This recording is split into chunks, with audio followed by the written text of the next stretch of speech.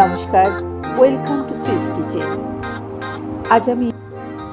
আজ আমি রান্না করছি সুজির সীতাভোগ। শুরুতেই আমি একটা ডো তৈরি করে নিয়েছিলাম। 2 কাপ সুজি, 4 কাপ দুধ আর সামান্য ঘি দিয়ে মথে নিয়েছিলাম। তারপর ওই মণ্ডটা থেকে কতগুলো নিখুঁতি বানিয়েছি, আর বাকি ডোটা থেকে আমি ভুজিয়া আকারে গড়ে নিয়েছি। প্রথমে ফ্রাই প্যানে তেল দিলাম, তেলের মধ্যে বেশ খানিকটা ঘি দিয়ে নিয়েছি। ঘিটা দিলে পরে ভুজিয়াগুলো টেস্টি হয়। এইবার একটা গ্রেটারের ওপরে ওই মণ্ডটা চেপে চেপে ভুজিয়া আকারে গরম তেলের মধ্যে দিলাম। বেশ খানিকটা সময় ভেজে নিচ্ছি। খেয়াল রাখতে হবে যেন ভুজিয়াগুলো একটু সাদা সাদাই থাকে। ব্রাউন ভাব এসে গেলে সীতাভোগটা ঠিক সেরকম ভালো লাগে না দেখতে। চেষ্টা করতে হবে যে একটু যেন সাদা সাদাই থাকে।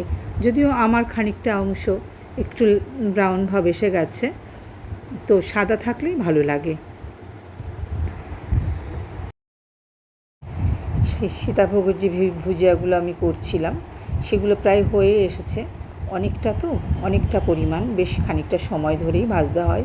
আমার পাত্রটা যেহেতু ছোট, তেলের পরিমাণটা কম, অনেকটা সময় ধরে ভাজতে হলো। যদি বড় পাত্র হতো তাহলে হয়তো অনেকটা তাড়াতাড়ি করা সম্ভব হতো। নিখুঁতি যেগুলো গড়ে রেখেছিলাম ওগুলো কিন্তু একটু ব্রাউন করে ভাজতে হবে। এখানে আমার তলায় চলে গেছে, আগেই ভেজে রেখেছিলাম। অন্য একটা পাত্রে চিনির শিরাটা বানিয়ে নিতে হবে। চিনির শিরা বানানোর জন্য যে পরিমাণ আমি সুজি নিয়েছিলাম সেই পরিমাণেই আমাকে চিনি নিতে হবে এবং সমপরিমাণ জল দিয়ে আমাকে চিনির শিরাটা বানিয়ে নিতে হবে। চিনির শিরাটা বানানোর পর তার মধ্যে যে নিখুঁতি ভাজা হয়েছিল আর যে ভুজিয়াগুলো ভেজে রেখেছিলাম সেগুলো এবার দিয়ে দেবো। আমার সীতাভোগ রান্না তো রেডি হয়ে গেল। দেখি সবাই কেমন বলে। দেখ, সীতাভোগ রান্না করেছি। একটু খেয়ে দেখ তো, টেস্ট করে দেখ তো কেমন হয়েছে। দারুণ হয়েছে। ভালো হয়েছে? হ্যাঁ, বাহ, প্রথমবার ট্রাই করেছি।